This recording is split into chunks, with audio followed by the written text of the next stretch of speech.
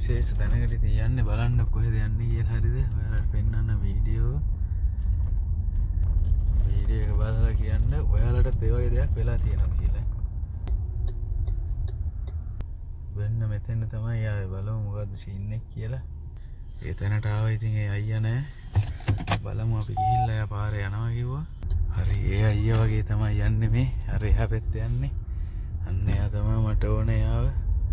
අත්ත ගන්නයි මේ මොකද මගේ ඉන්ටර්නෙට් එක මගේ අද කාඩ් එක ඉවර වෙලා දාන්න ගිහිල්ලා සල්ලි අඩුපාඩුවක් වුණා. ඒ කියන්නේ මම නෝමල් දාන එකට ආපහු ඩිනාර් භාගයක් මට දාන්න උනා. අන්න ඒක නිසා මට ඕන උනේ එයාට ඒ මුදල දෙන්න.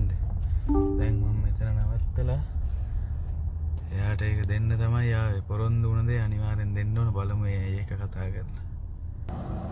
එයා ඉතින් තාම එනවා. මම එයාගේ මූණ පෙන්වන්නේ නැහැ. කෑම එකකුත් අරගෙන එයා එනවා. එයා දන්නේ නැතු මම එයාට පොරොන්දු වෙලා තමයි ආවේ. අනිවාර්යෙන් අයියේ මං ගෙනත් දෙනවා මට දෙන්න කියලා. මං එයා ලංකාවේ කියලා දන්නවා. ඉතින් අනිවාර්යෙන් මිනිස්සෙක්ගේ විශ්වාසය රකින්න ඕන. බලමු එයා මොකද කියන්නේ කියලා. කොහෙද අයියා නැවතිලා ඉන්නේ? ඔයා කොහෙද නැවතිලා ඉන්නේ? ඔව් යන් එතන ය මේ මං ආවේ ඔයාට පොරොන්දු නෑ. සල්ලි දෙන්න ආවේ. සල්ලි පිස්සුවයි එහෙම යන් නගින්න යන් එන්න යන්න මං දාන්න. හරි ඔයා ජෙමයි ගාවින් දාන්න අයියා. අන්න එහෙමයි ඒ අයියා ඉතින්. අවුලනේ සල්ලි ඕනේ කේම ඕනේ අවුලනේ. නෑ. ඒගොල්ලන් කට්ටියටම. ඉතින් මේ වීඩියෝ එක ඔයාලා දකින්න ඇති.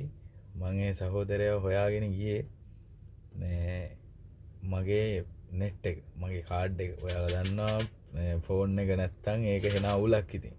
හරි අමාරුයි ඉතින් ෆෝන් එක හින්දා ෆෝන් එක නෙට් එක නැහැ කියන්නේ ඒක හිතට සහනයක් නැහැ. හිතට වේදනාවක්. ඉතින් බාබා තමයි මේ මට නෙට් එක මේ සල්ලි විත්ඩ්‍රෝ කරේ. ඉතින් විත්ඩ්‍රෝ කරාට පස්සේ අලුතෙන් අප්ඩේට් එක ඇවිල්ලා ඇක්ටිව් වෙන්නේ නැහැ. ඔටෝ ඇක්ටිව් වෙන්නේ නැහැ පැකේජ් එක.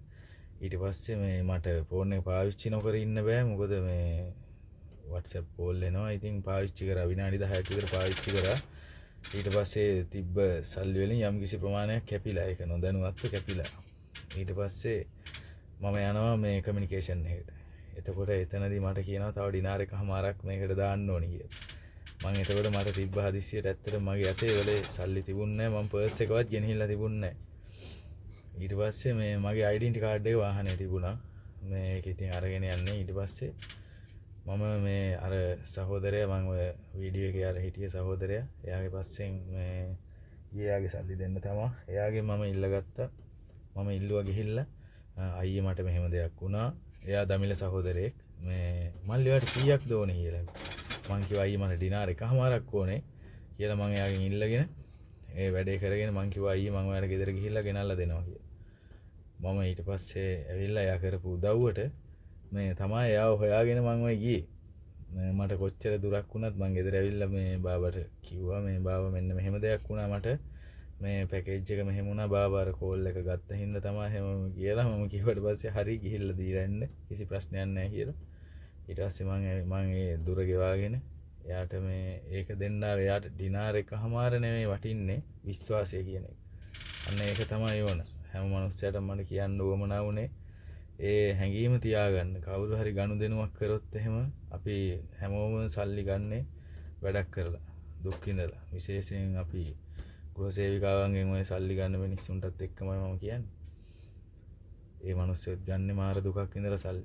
ඒක හින්දා සමහර විට මේ එහෙම අත්දැකීම් තියෙනවා. සමහර විට අපේ නෙට් එක දාගන්න තියෙන සල්ලි අපි දෙනවා මිනිස්සෙකුට. හරි අපේ භාෂාවෙන් කියනවා හරි මචං මම දෙන්නම් මේ ඊළඟ මාසෙ මචං මම උඹට දෙන්නම් උඹ ඒක මට දියන්. එහෙම කියලා දෙන මිනිස්සු ආයේ මාස 5 ගියත් ඒ මිනිස්සුන්ගේ වැඩ කරගන්නවා. අපේ නෙට් එක නෙමෙයි අපිට මොනවා වුණත් වැඩක් නැහැ. ඒක හින්දා ඔයාලා ගනුදෙනු කරනවා නම් ඩිනාර් 5කට වඩා කිසිම විශ්වාස කරලා මිනිස්සෙකුට දෙන්න එපා. ඔයාගේ ළඟම ඉන්න හිතවතෙක් එක්ක ඕන තරම් ගනුදෙනු කරන්න. ඒ වගේ හම්බෙන මිනිස්සු එක්කන් ගනුදෙනු කරන්න එපා. ඒ මිනිස්සු ගනුදෙනු වලට ලොස්.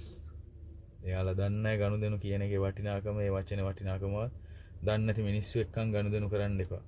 මට අද කියන්න වමනා වුණේ අන්න මට ඒ ආපු හැඟීම අනිත් මිනිස්සුන්ටත් එනවා නම් ඒක මාර වටිනවා. කොච්චර දුරක් වුණත් අපි පොරොන්දු වුණා නම් එයාට මට දෙන්න වෙන ක්‍රමයක් තිබ්බේ නැහැ.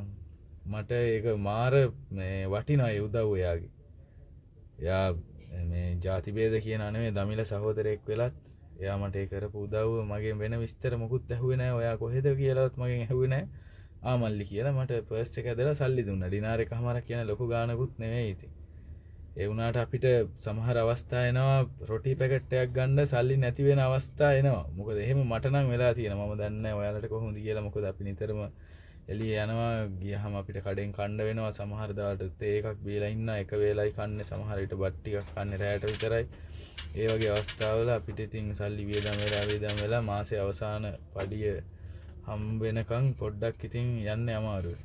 මං මේ ලොකුකමකට නෙමෙයි වීඩියෝ එක දැම්මේ.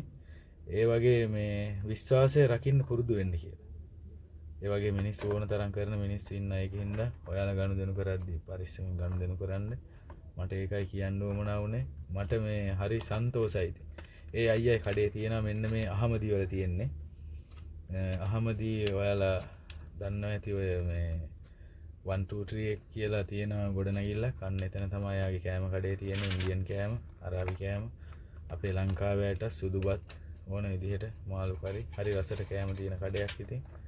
ඒ වගේ මිනිස්සුන්ව නැති කරගන්න එපා. විශ්වාසය කියන එක හැමදාම තියාගන්න. ගනුදෙනු කරද්දී පරිස්සමෙන් ගනුදෙනු කරන්න. හරි. ඒක තමයි ඉතින් මට කියන්න ඕමනා වුනේ. මේ හරි එහෙනම් හැමෝටම දෙයි පිහිටයි.